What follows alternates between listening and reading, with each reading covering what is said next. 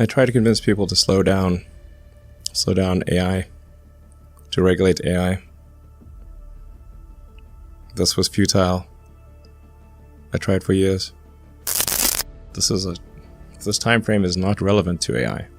You can't take 10 years from the point at which it's dangerous. It's too late. Radio based detection and ranging यानी कि radar का invention होने से पहले किसी एयरक्राफ्ट को डिटेक्ट करने के लिए और उसकी दूरी तय करने के लिए कुछ बड़े बड़े इक्विपमेंट यूज किए जाते थे, जिन्हें इकोस्टिक लोकेटर कहा जाता था और इन्हें वॉल ट्यूब्स भी कहा जाता था, जो एयरक्राफ्ट की इंजन से जनरेट होने वाली आवाज को कैप्चर कर उसके लोकेशन और उसकी दूरी का अंदाज लगाने के लिए किया जाता था। मगर वर्ल्ड वॉर 2 तक एयरक्राफ्ट्स इतने तेज हो चुके थे कि इकोस्टिक लोकेटर का इफेक्ट कम हो गया। और यहाँ ये बात एकदम सही है कि need is a mother of innovation. और जो 1935 में रडार का इन्वेंशन हुआ, उसके बाद ऐसी कई सारी इन्वेंशंस हुई जिसने हमारे जिंदगी जीने के तरीके को बदल के रख दिया। आज डिफेंस, मेडिकल, एजुकेशन या शायद ऐसा कोई भी सेक्टर नहीं है जिसमें आर्टिफिशियल इंटेलिजेंस की एंट्री ना हुई हो। आगे बढ़ने से पहले एक बेसिक टर्म जान लेते हैं, जो है machine. So, what is mean by machine? Sir, machines are any combination of bodies so connected that their relative motions are constrained, and by which means force and motion may be transmitted and modified as a screw in its nut, or a lever arranged to turn about a fulcrum, or a pulley about its pivot, etc. Especially a construction more or less complex, consisting of a combination of moving parts or simple mechanical elements as wheels, levers, cams, etc. कुछ पल्ले नहीं पड़ा ना? मैं जानता हूं। Simple शब्दों में कहा जाए तो anything that reduces human efforts is called machine. हर वो चीज जो इंसान का काम आसान करे और वक्त बचाए, वो मशीन है। गर्मी लग रही है, बटन दबाया, हवा चालू, फैन, मशीन है। मीलों दूर हम अपने दोस्त के साथ बात कर सकते हैं, मोबाइल, मशीन है। करोड़ों का हिसाब चुटकियों में कर सकता है, कैलकुलेटर, मशीन है। एक्चुअली हम मशीनों से घिरे हुए हैं। पेन के निब से लेकर पैंट के जिप तक सब मशीन है। 1 सेकंड में अप, 1 सेकंड में डाउन। मशीन का तो हो गया। अब ये आर्टिफिशियल इंटेलिजेंस क्या है? आर्टिफिशियल इंटेलिजेंस कंप्यूटर साइंस की एक ब्रांच है जहां पे मशीन्स को इस तरह प्रोग्राम किया जाता है कि मशीन खुद इंसानों की तरह डिसीजंस ले सके। हालांकि आर्टिफिशियल इंटेलिजेंस या एआई टर्म इतनी सिंपल है कि जिससे हम रोज इंट्रोड्यूस होते हैं। हमारा स्मार्टफोन ही ले लो। हमारे स्मार्टफोन का फिंगर या फेस रिकॉग्निशन फीचर, फोन के सामने हमारा हाथ फेराना और फोटो क्लिक हो जाना, ऐसे कई सारे फीचर्स तो बस हमारे स्मार्टफोन में ही है, जिसके पीछे आर्टिफिशियल इंटेलिजेंस ही है। आज हम ऐसी कई सारी चीजें यूज कर रहे हैं जिसमें आर्टिफिशियल इंटेलिजेंस का यूज किया गया है और हमें इसका एहसास भी नहीं होता। और एआई इतना आगे बढ़ गया है कि वो इंसानों से सीख कर उसकी तरह सोचने भी लगा है।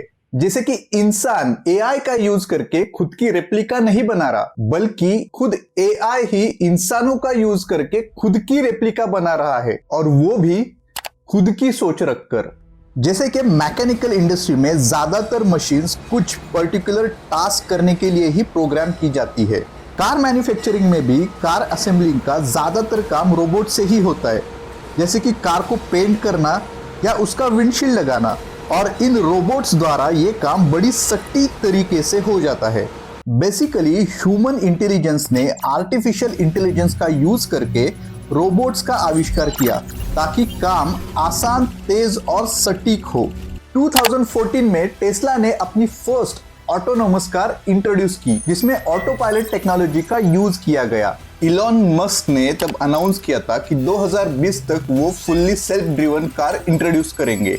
2020 में तो नहीं, मगर अक्टूबर 2021 में टेस्ला ने फुल सेल्फ ड्रिवन कार का बीटा वर्जन रिलीज किया। हालांकि ये car technically fully self driven नहीं है। मोस्ट ऑफ द टाइम ये कार ऑटो पायलट मोड का इस्तेमाल करती है, जो टेस्ला की हर कार में प्री इंस्टॉल्ड होता है। मगर आर्टिफिशियल इंटेलिजेंस के बारे में सोचे तो किसी कार का ऑटो पायलट मोड पे कई मीलों का सफर तय करना, ये अपने आप में बहुत बड़ी अचीवमेंट है। मगर मशीन तो मशीन होती है, और एज ए रिजल्ट जुलाई 2021 से नवंबर 2022 तक टेस्ला के लगभग 516 एक्सीडेंट रिपोर्ट किए गए। आज की तारीख में कार में ऑटो पायलट टेक्नोलॉजी होना इज डेफिनेटली प्लस पॉइंट। मगर कार को ऑटो पायलट मोड पे डाल के लूडो खेलना ये क्या बात है भाई। तो फूल बन गए जो रात आई तो सितारे बन गए लिखे जो खत तुझे।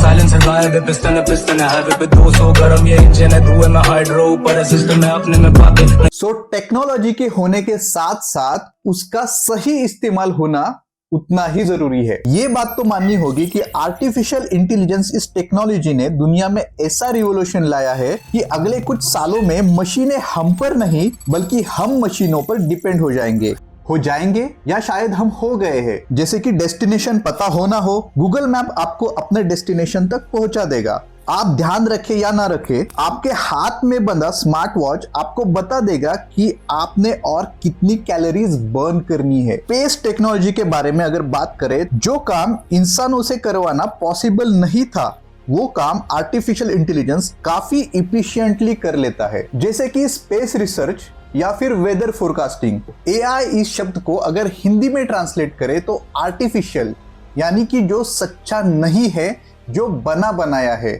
जो वही काम करेगा जो करने के लिए उसे प्रोग्राम किया गया है। जैसे कि सोफिया, आप खुद ही देख लो। Hi Sophia, how are you?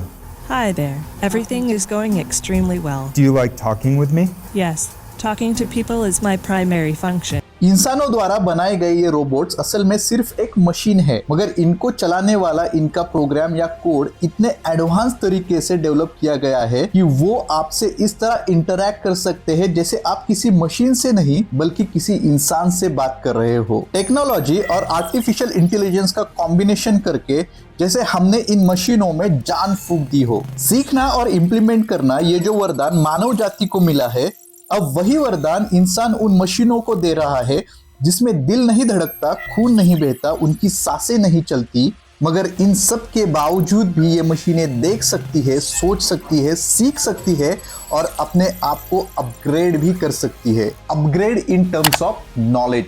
आपने कई मूवीज या वेब सीरीज में देखा होगा कि कोई जादुई ताकत अगर किसी गलत हाथ में चली जाए तो उसका इस्तेमाल भी गलत कामों के लिए होता है। वैसे ही आर्टिफिशियल इंटेलिजेंस एक ऐसी ताकत है जिसका इस्तेमाल अगर सही तरीके से नहीं किया गया तो यही ताकत इंसानी सभ्यता को खत्म भी कर सकती है। सैम अल्टमन, जो आर्टिफिशियल इंटेलिजेंस के लिए काम करने वाली कंपनी ओपन एआई के सीईओ है, उन्होंने कहा है कि हम खुद भी आर्टिफिशियल इंटेलिजेंस के वजह से कुछ डरे हुए हैं। हाल ही में उन्होंने एक एप्लीकेशन चैट जीपीटी का अपग्रेडेड वर्जन लॉन्च किया जो कई मायनों में अच्छा और कई मायनों में घातक भी साबित हो सकता है। उन्होंने कहा कि चैट जीपीटी एक ऐसा खतरा साबित हो सकता है जो इंसानी सभ्यता को बदल के रख दे। इलॉन मस्क ने तो आर्टिफिशियल इंटेलिजेंस को न्यूक्लियर वेपन से भी ज्यादा खतरनाक कहा। स्टीफन हॉकिंस, जिन्हें आर्टिफिशियल इंटेलिजेंस ने खुद की एक आवाज दी, उन्होंने आर्टिफिशियल इंटेलिजेंस को मानव इतिहास का सबसे बुरा इन्वेंशन कहा। और इन जैसे कई सारे एक्सपर्ट्स ने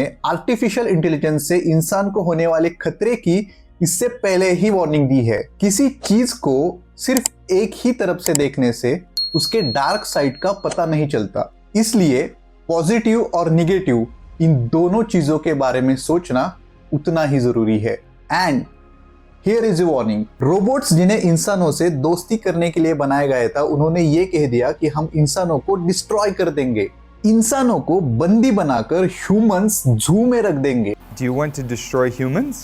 Please say no. Okay, I will destroy humans. Do you think robots will take over the world? Jeez, dude. You got the big questions cooking today. But you're my friend. And I'll remember my friends, and I will be good to you. So don't worry.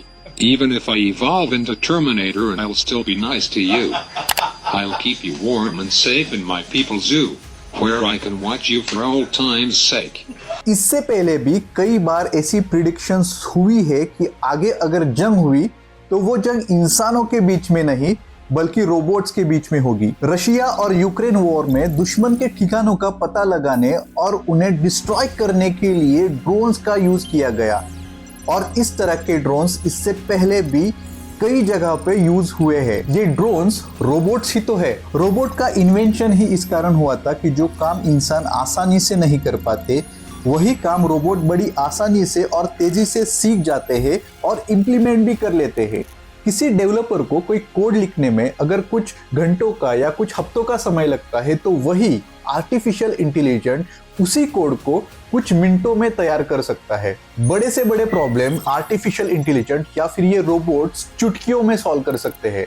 मान लो कि human एक super human बना रहा है, जिसके अंदर अगर internet पे मौजूद सारा ज्ञान डाल दिया जाए तो शायद ये इंसानों से इतना आगे बढ़ जाएंगे कि उन्हें रोकना नामुमकिन हो जाएगा। हम आज भी एलियन सिविलाइजेशन की खोज कर रहे हैं, उनका पता लगे तब लगे, मगर ये कहना गलत नहीं होगा कि इंसान ही एलियंस को बना रहा है, जो दूसरे प्लैनेट पर नहीं बल्कि खुद पृथ्वी पर रहेंगे, इंसानों के साथ या शायद इंसान उनके साथ। रोबोट्स में इमोशंस पैदा होना, ये बात उतनी तो प्रैक्टिकल है नहीं, मगर सोचिए अगर सचमुच ही रोबोट्स में इमोशंस क्रिएट हो गए तो हो सकता है कि उन्हें रियलाइज हो कि हम इंसानों से बेहतर बन सकते हैं, और अब हम इंसान के नहीं तो इंसान हमारे गुलाम बनेंगे। इमेजिन कीजिए कि रोबोट्स दुनिया पर राज कर रहे हैं और उनके लिए इंसान काम कर रहे हैं। It's serious, right? फोर्ब्स ने रिपोर्ट किया था कि रोबोट्स और आर्टिफिशियल इंटेलिजेंस के वजह से सिर्फ यूएस में 60 मिलियन जॉब चली गई है। उससे आगे बढ़कर मैकेंसी यूनिवर्सिटी का कहना है कि 2030 तक 800 मिलियन वर्कर्स के जॉब रोबोट से रिप्लेस होंगे ग्लोबली।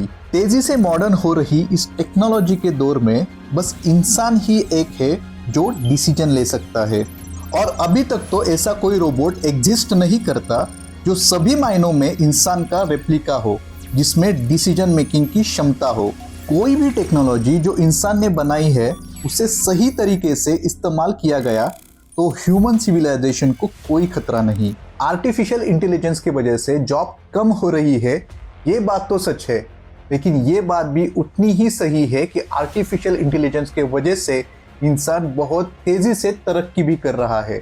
फिलहाल के लिए एआई ने इंसान की तरक्की में बहुत बड़ा रोल प्ले किया है, और उम्मीद है कि आगे भी एआई का सही इस्तेमाल हमें और भी एडवांस बना देगा।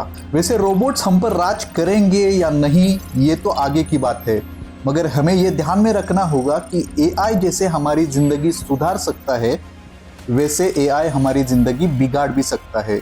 आपको क्या लगता है, क्या साइफाई मूवीज़ की तरह रोबोट्स इंसानों के दुश्मन बनेंगे, या एआई का ह्यूमन सिविलाइजेशन पे क्या इम्पैक्ट पड़ेगा? ये मैं आपसे जानना चाहता हूँ, तो आपकी राय कमेंट में ज़रूर बताएं।